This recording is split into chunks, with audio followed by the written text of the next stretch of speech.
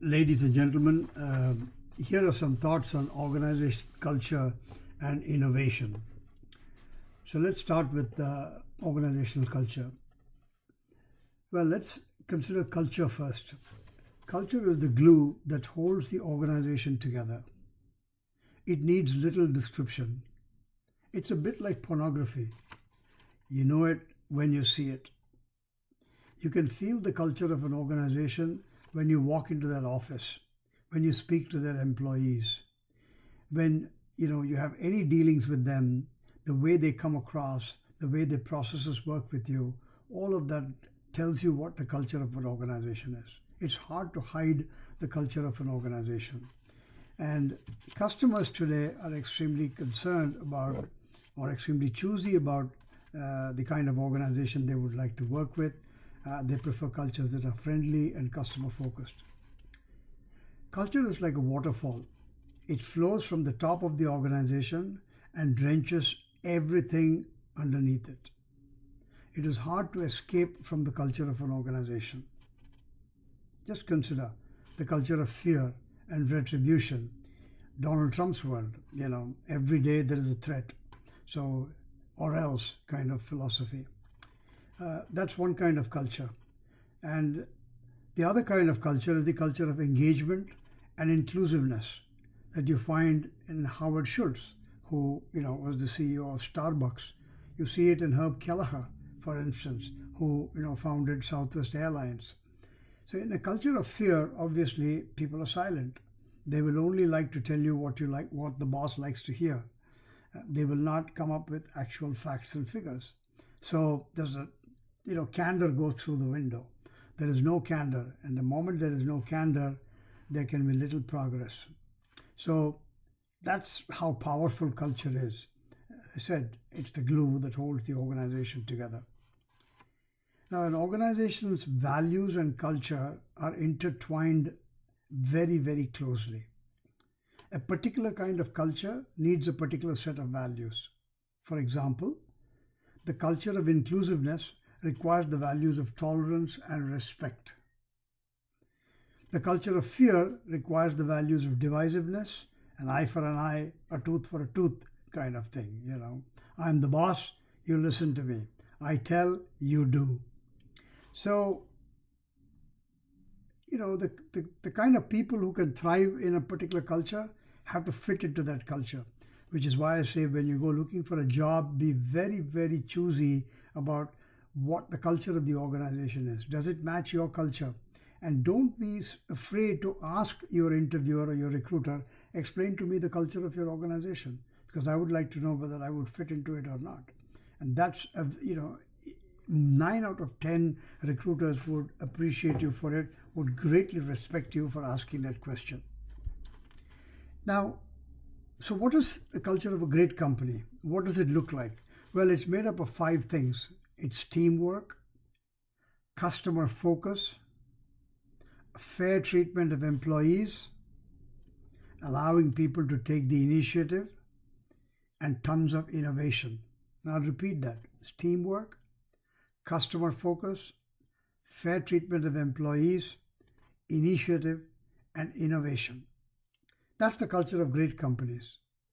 In stark contrast, the culture of average companies is made up of 4 things: minimizing risk, respecting the chain of command, supporting the boss, and making budget.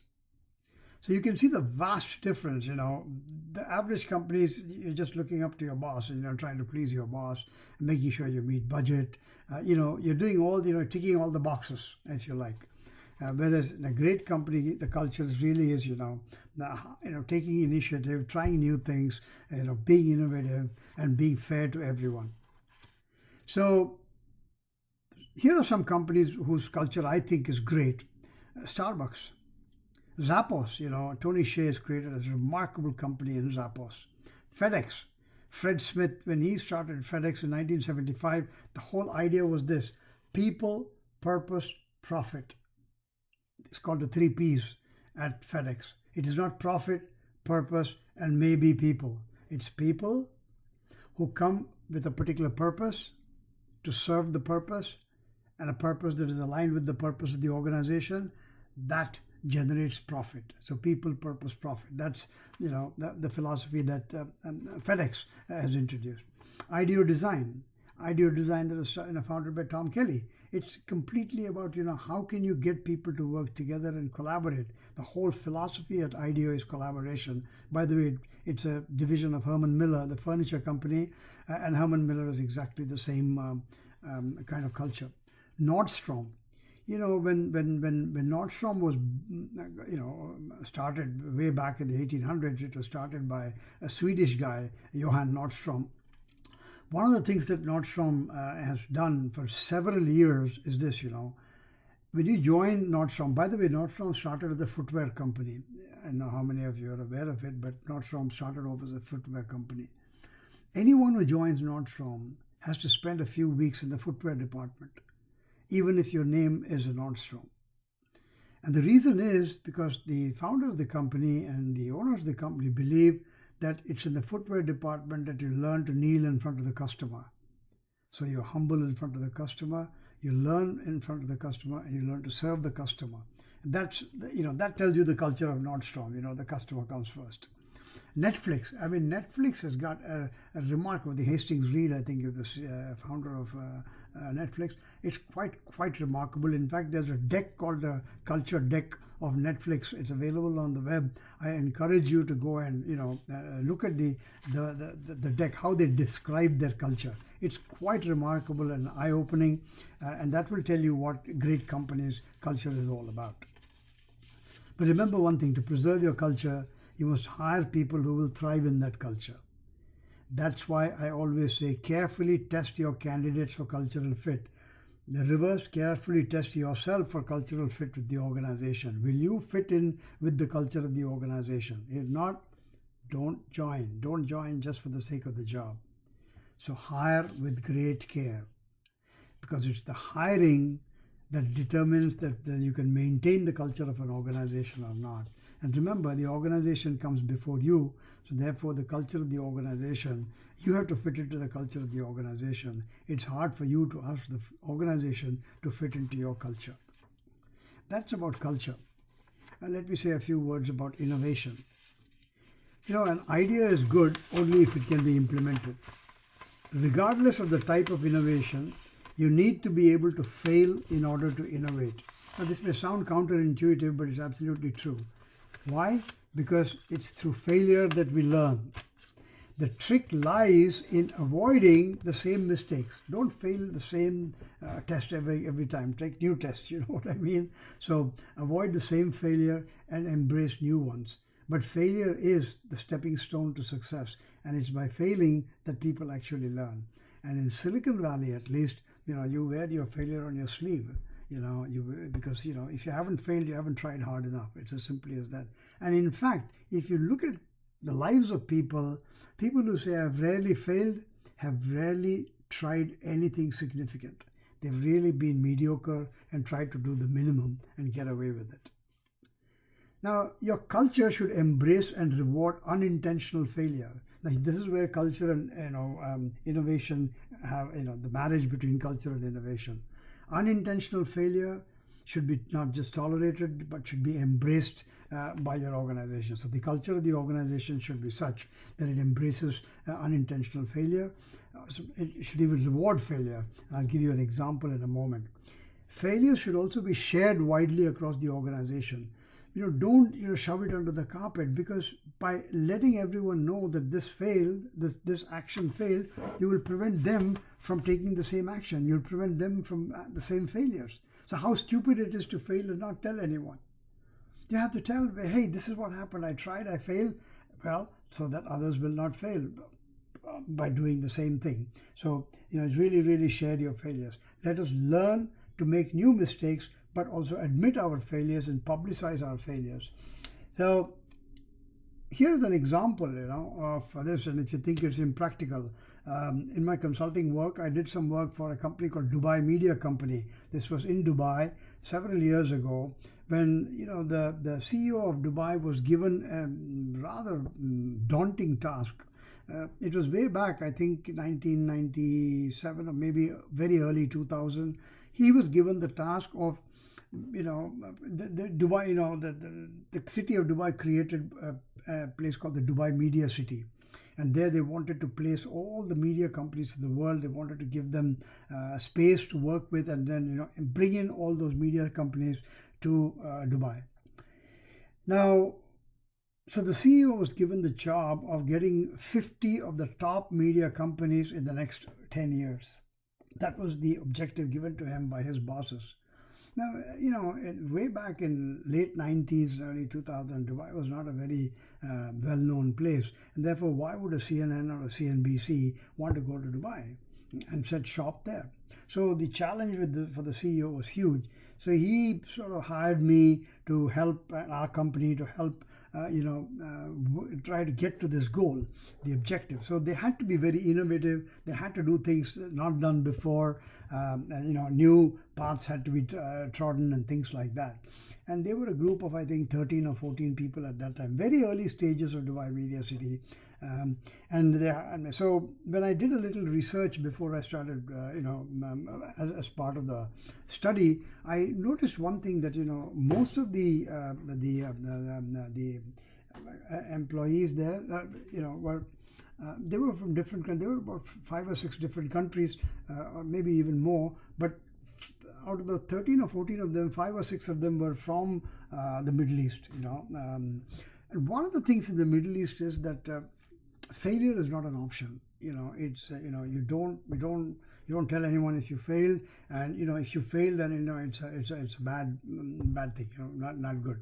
So there's a tendency to avoid mistakes, which means there's a tendency to avoid trying anything new.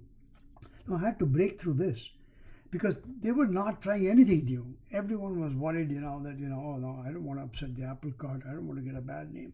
So here's what we did. So we did a workshop on creativity and innovation, funny enough. And at the end of it, we got talking, and I got them to come up with ideas of, how can we break this logjam? I knew what I wanted at as the end outcome of the workshop, but I did not tell them that. I got them to sort of, consider what I wanted them to do. And finally, I sort of helped them, get to that way. So here's what we did. We said, look, let's have a mistake of the month meeting, where every month, we have one big celebration or ceremony called the mistake of the month. So everyone, 13 or 14 people, you work, you're going about your work, and when you make something, when you make a mistake, it's not very trivial, but it's a reasonable mistake. Immediately, you post your mistake on the intranet. Say that, hey, this is the boo-boo I made. This is the goof-up I committed. And this gets, into a bowl of mistakes. That's the mistake bowl of Dubai Media City. And we said, okay, let's create a panel of 3 people. And this panel will evaluate all the mistakes for the month. So at the end of the month, say on the first week of the month, first Sunday of the month, the first Monday of the month, they used to work on Sundays there, because Fridays were holidays, Saturdays were holidays. So Sunday was the beginning of the week. So this panel would go and examine all the errors, all the mistakes that were made, and select the real glaring mistake. That was called the mistake of the month. And the person who committed that mistake of the month, what would happen really was that the next day when he was coming to, or she was coming to work, there would be a little red carpet in front of that person's office, or next to that person's desk, and a bouquet of flowers and a check for a few $100s to say, congratulations, you have been, your mistake has been selected the mistake of the month, and he or she would be felicitated for the mistake of the month. This galvanized the company, because everyone was willing to post their errors in the thing. They were willing to try. They were willing to try more difficult things. And what happened was that, and this panel, we said every 3 months, rotate the members of the panel. So 2 guys go out, 2 new guys come in. One is there for continuity, and every 3 months 2 more guys go out. So everybody gets a chance to decide, whose mistakes was the most glaring. It's called a mistake of the month meeting, and this completely transformed the organization's culture. It became, it's okay to make a mistake. It's not fun to make a mistake, but it's okay to make a mistake. It's even more okay to say that you made a mistake, and then to say, oh, it doesn't matter, let's move on. So this is how you create that climate, and that's how you get the culture going to overcome this culture of fear. Because in the Middle East, making mistakes was not something like that. And if you really become very good at it, you can move from the mistake of the month to folly of the fortnight, and do it every 2 weeks if you like. So that's the way culture and innovation sort of sit together. Now, one other thing about innovation I want to share with you, it also means learning to forget. Learn to forget, don't forget to learn. Because if you stick to the past, methods of the past, they are unlikely to apply when everything is changing around you. Imagine, there are high-speed vehicles going on the freeway, and you still want to ride a donkey. Because the donkey is what you rode, or a mule is what you rode 300 years ago. You got to change. So learn to forget, but don't forget to learn. Because the way you rode a mule, you cannot ride your Camry or your Honda that way. So that's you have to unlearn and then relearn. You got to push old ideas out of your head, so that there's space made for new ideas, and they can reside in the more prominent parts of your brain. So that's something to now, along with this comes the whole thing about the word no. The word no is an innovation killer. It is more often than not, in my opinion, an exercise of power and an abuse of authority. People say no to show how what a big boss they are. I am. It could also be a sign of gross executive laziness. By saying no, I'm not going to lose anything. I'm not trying anything. I just say no. I know, and I can always say it's not. I don't think it'll work, or something of that sort. You don't have to put in any effort. So it is an example of it is a to me it shows executive laziness. If your culture is right and you hire carefully, 9 out of 10 people will do the right thing, and the word no will rarely be required. Now here's something for you to think. No one wakes up in the morning saying, what screw up do I create today? What am I going to screw up, or who am I going to hurt today? Very, very few people get up in the morning thinking that. We all get up in the morning trying to do something good. So, ask yourself the question, is it good morning God, or good God it's morning? Because if it's good God it's morning, go back to bed. Don't go to work, because you're going to spoil the environment out there. So remember one thing, this no is required only if you hired a whole load of people who get up in the morning wanting to do bad things, or not wanting to do good things. So the wrong culture will attract the wrong people. And the only innovation that will happen there will be the destructive type. That's something else to remember. So be very careful how you hire. Your hiring, it must match your culture. Now, innovation requires vitamin C, that is curiosity, and a good dose of vitamin H, humility. So I don't know is a legitimate answer in the world of creativity. Now, if you're not curious, you're not going to look for new things.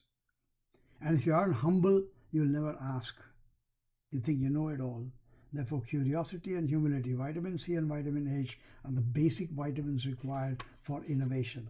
And the link between creativity and innovation. When innovation is when a creative idea can be commercialized. That's when it becomes innovation. In fact, the only wrong in creativity, ladies and gentlemen, is the arrogance with which a view is held to be right. And I'll repeat that. The only wrong in creativity is the arrogance with which a view is held to be right. If you say, no, I'm right, that's the only wrong in creativity. But curiosity requires that we step out of our comfort zones. We need to escape from our concept prisons. We all develop concepts from childhood. Now they can sometimes imprison us, and they do imprison us. So we need to learn to, get out of that. We need to get out of our concept prisons. So ask yourself this simple question. When is the last time I did something for the first time? when is the last time I did something for the first time? And the answer is, oh, I haven't done anything for the last 6 months for the first time. Then you've been in your comfort zone for too long, and that's not good for curiosity and innovation. You need to step out, try again. You'll fail, fair enough. Learn from the failure and move on.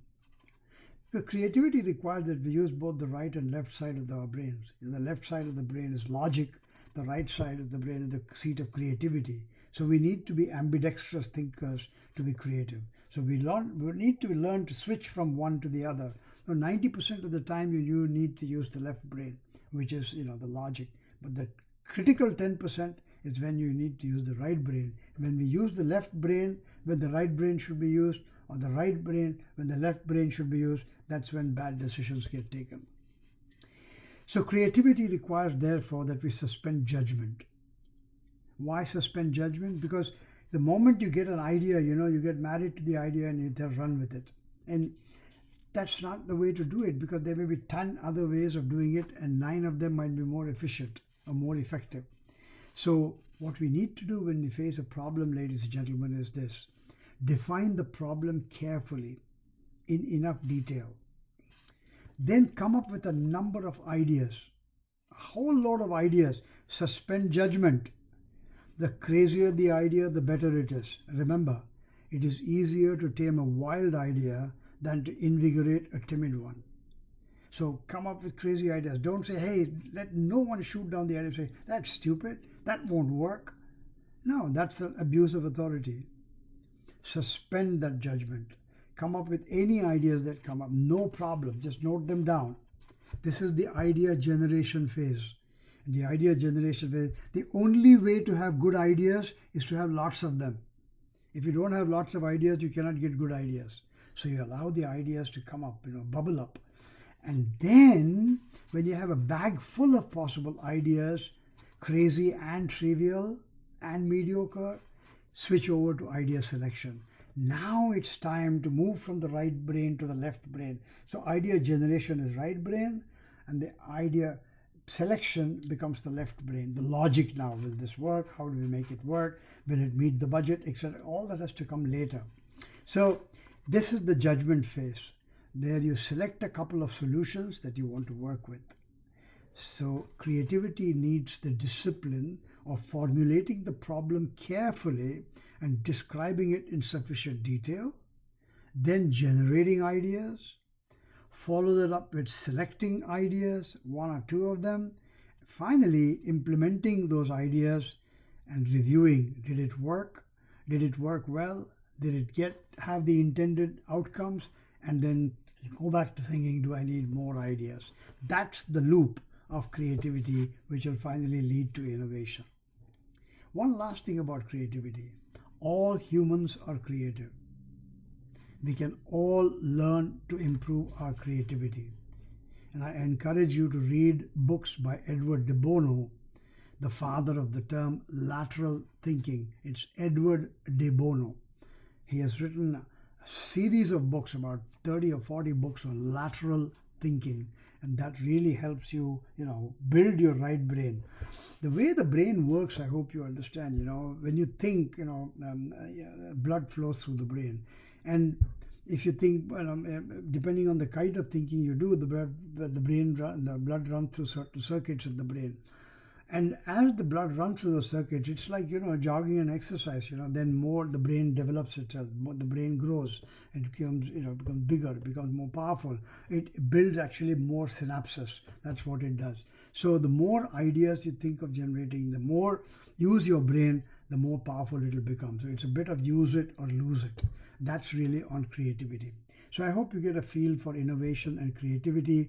The chapter in the book is not all that great in my mind on this, and therefore I thought, I should give this, read this, watch this video along with the slide deck that I've sent you on innovation and culture and innovation, and I hope that will help. Okay, all the very best.